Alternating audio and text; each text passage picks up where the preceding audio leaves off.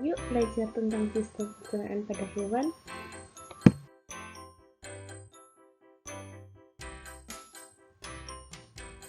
Hari ini kita akan belajar tentang sistem pencernaan pada hewan, antara lain cacing tanah,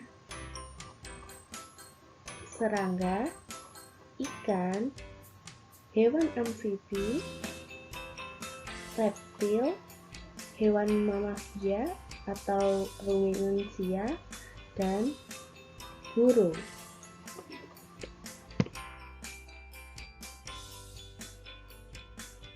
Sistem pencernaan makanan pada cacing tanah. Sistem pencernaan makanan pada cacing tanah sudah sempurna. Cacing tanah memiliki alat-alat pencernaan, mulai dari mulut, menuju ke kerongkongan, lalu melalui tembolok, kemudian empedal, usus, dan yang terakhir adalah anus. Proses pencernaan dibantu oleh enzim.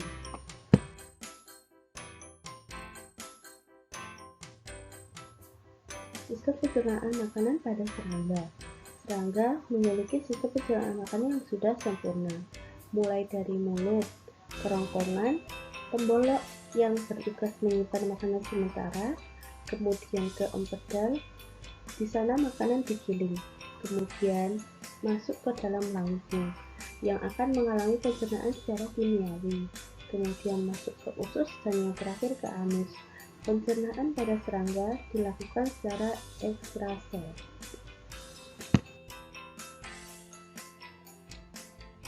Sistem pencernaan makanan pada ikan. Saluran pencernaan pada ikan dimulai dari rongga mulut, lalu masuk ke lambung, lalu ke usus, dan yang terakhir adalah anus.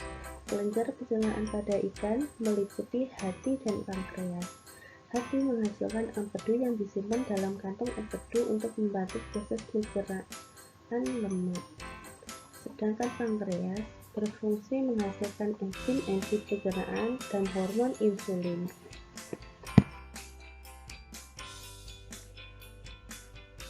Sistem pencernaan makanan pada amfibi. Salah satu contoh amfibi adalah katak. Makanan katak berupa hewan-hewan kecil seperti serangga. Berikut ini saluran pencernaan pada katak. Yang pertama adalah rongga mulut. Terdapat gigi-gigi berbentuk kerucut untuk membakar mangsa dan lidah untuk menangkap mangsa. Masuk ke dalam esofagus yang berupa saluran yang menghubungkan rongga mulut dengan lambung. Kemudian masuk ke ventriculus atau dapat disebut lambung, berbentuk kantong yang bila berisi makanan menjadi lebar. Lambung katak dapat dibedakan menjadi dua, yaitu tempat masuknya esofagus dan lubang keluar menuju usus. Selanjutnya adalah intestine atau usus, terdiri dari usus halus dan usus tebal. Usus halus meliputi duodenum, jejunum, dan ileum, tetapi belum jelas batas-batasnya. Usus tebal berakhir pada rektum dan menuju kloaka. Kloaka merupakan muara bersama antara saluran pencernaan makanan, saluran reproduksi, dan urin.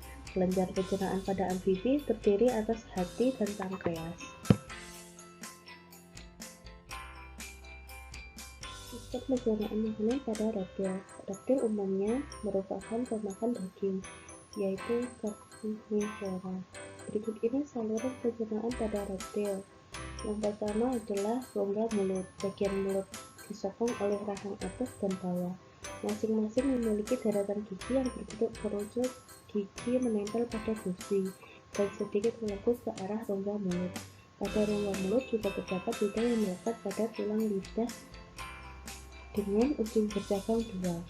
Kemudian setelah rongga mulut, masuklah kepada esofagus atau dapat disebut oleh kerongkongan, lalu melalui ventriculus yaitu lambung, yang kemudian melewati intestine, terdiri atas usus halus dan usus tebal yang bermuara pada anus. Kelenjar pencernaan pada reptil meliputi hati, kantong empedu, dan pankreas.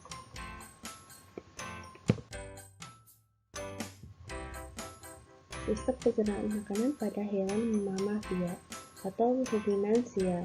Hewan-hewan herbivora atau pemakan rumput seperti domba, sapi, kerbau disebut sebagai hewan mammalia atau ruminansia. Perbedaan sistem pencernaan makanan pada hewan ruminansia tampak pada struktur gizi, yaitu terdapat geraham belakang yang besar berfungsi untuk mengunyah rumput yang sulit dicerna. Organ-organ yang berperan dalam pencernaan hewan ruminansia adalah yang pertama adalah rongga mulut, kemudian melewati esofagus dan melewati lambung. Lambung pada hewan ruminansia terdiri dari 4 bagian. Yang pertama itu rumen. Rumen merupakan bagian lambung yang paling besar. Rumen juga menjadi tempat pertama masuknya makanan setelah melewati esofagus. Kemudian retikulum. Setelah melewati rumen, makanan kemudian menuju retikulum. Retikulum mempunyai dinding otot yang kuat sehingga mampu menggiling dan memproses makanan menjadi lebih halus. Kemudian omasum. Setelah melalui proses di rumen dan retikulum, kemudian makanan menuju omasum. Di dalam omasum terdapat enzim-enzim yang berperan untuk menghaluskan makanan. Di dalam omasum terjadi proses absorpsi, yaitu penyerapan air yang dilakukan oleh dinding omasum. Setelah itu abomasum. Setelah melalui proses di omasum, kemudian makanan menuju abomasum. Abomasum juga disebut dengan perut sejati. Permukaan abomasum dilapisi oleh mukosa, dan mukosa ini berfungsi untuk melindungi dinding sel yang tercerna oleh enzim yang dihasilkan abomasum. Setelah melalui 4 bagian lambung, kemudian makanan akan masuk ke dalam usus halus, dan yang terakhir adalah ke anus. Sistem pencernaan makanan pada burung. Burung memiliki sistem pencernaan yang sangat sederhana. Agar cepat memperoleh energi dan memerlukan sebuah adaptasi pada organ-organ tertentu dalam rangka mengurangi massa tubuh. Saluran pencernaan pada burung meliputi rongga mulut, kerongkongan, tembolok, lambung, empedal, usus halus, usus besar, rektum, dan kloaka. Sedangkan jenis-jenis sistem pencernaan pada burung dibedakan menjadi 3, yaitu yang pertama sistem pencernaan secara mekanik. Sistem pencernaan mekanik pada burung terjadi di rongga mulut dengan bantuan lidah yang membantu mendorong makanan menuju kerongkongan. Dari kerongkongan kemudian ke tembolok dan menuju ke empedal. Di dalam empedal, makanan mengalami pengecilan partikel sehingga mudah untuk diserap. Yang kedua, sistem pencernaan secara enzimatik. Sistem pencernaan secara enzimatik terjadi di mulut dengan bantuan enzim tialin, di dalam lambung dengan bantuan asam klorida, di dalam usus halus dengan bantuan enzim yang dihasilkan oleh pankreas. Yang terakhir, sistem pencernaan secara biologis. Sistem pencernaan secara biologis dibantu dengan bakteri, sehingga disebut pencernaan mikrobiologi. Proses pencernaan mikrobiologi jadi di dalam usus besar.